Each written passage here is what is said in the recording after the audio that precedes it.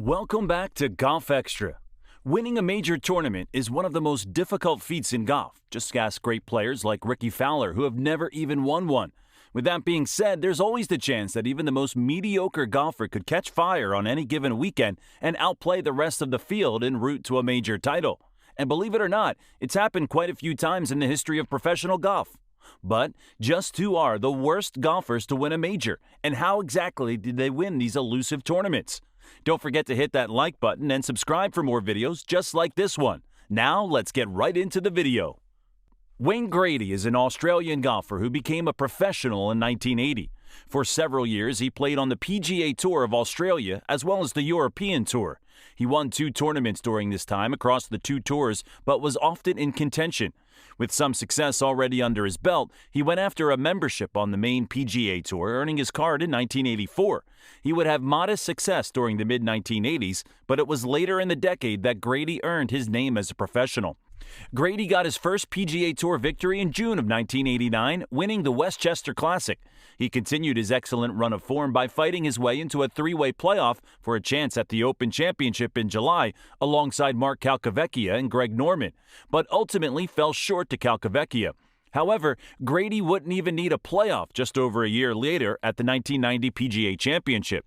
At Shoal Creek Golf and Country Club in Birmingham, Alabama, Grady caught fire. With his score at even par after day 1, Grady shot a 5-under par 67 on day 2 of the tournament to take the outright lead and never relinquished it. He was challenged by tour veterans like Fred Couples on the tournament's final 2 days, but Couples melted down in the Alabama heat by missing several short putts.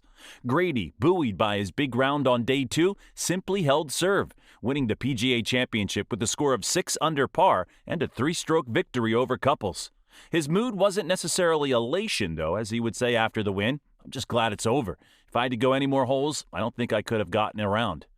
Grady's luck indeed ran out later in his career. While he won a couple of tournaments on the international tours in the 1990s, he only finished top 10 in one other major, the 1993 Open Championship. Rich Beem. Given that he's on this list, it might not surprise you to learn that Rick Beem is known more for his exploits off the course than on the course. Famous for his wild lifestyle as portrayed in a popular book, Beem gained quite a few fans for his down-to-earth personality and everyman ways. As far as his golf game went, though, it was middling at best. Though Beem turned pro in 1994, he struggled to gain a foothold and took a break to sell car stereos in Seattle.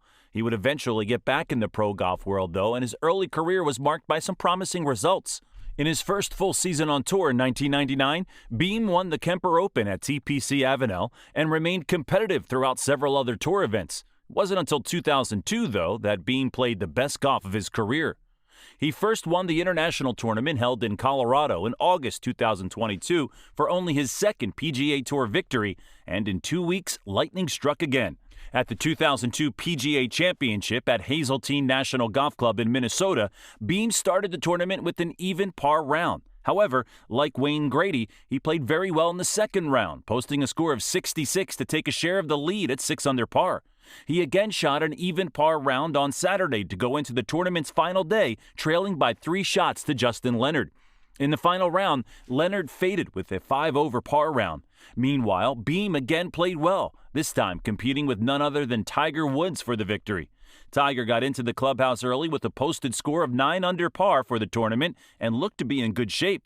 Not to be outdone, though, Beem was clutch down the stretch. He drained a 35-foot birdie putt on the 16th hole to keep a solid lead, made par on the 17th, and then hit a nice approach shot on the 18th. 2 easy putts gave Beem his only major title and left Woods just short of adding to his record totals.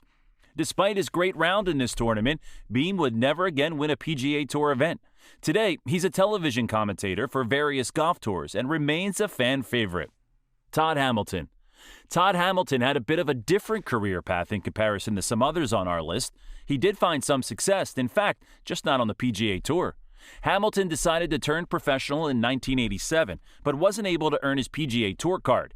Instead, he went across the ocean to Japan to play on the Japan Golf Tour. While over in Japan, Hamilton had a pretty decent career.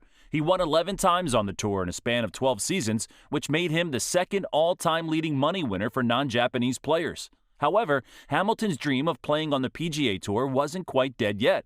On his 8th attempt to earn his PGA Tour card, Hamilton finally got onto the tour in 2003. He wasn't quite ready to wake up from this dream either. While still a fairly new player on the tour, Hamilton won the Honda Classic held in March 2004 to claim his first pro win on the PGA. His good form would continue to hold going into the Open Championship held in August of that year. At the Royal Troon Golf Club in Scotland, Hamilton more than held his own.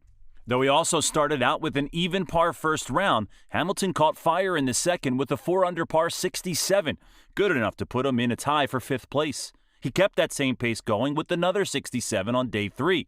This round put him in sole possession of first place at 8 under par. Day 4 was anything but smooth sailing for Hamilton. Though he had a magical chip in on the 14th and several clutch birdie putts, he also struggled on the 18th hole, making a bogey to force a playoff between him and Els. In the 4-hole aggregate playoff, Hamilton beat Els by 1 stroke to take home his first major championship. It may have seemed like Hamilton could only improve after his great 2004 season, in which he was named the PGA Tour Rookie of the Year. He was even ranked as high as 16th in the world. However, Hamilton never won again on any tour and was off of the PGA Tour by 2010 due to poor performances. He truly had a short peak, but a major win was worth it. Shaun Micheel. Shaun Micheel is the golfer that many think of when they think about unexpected major winners. He had a journeyman career and only 1 career victory on the PGA Tour, but what a victory it was.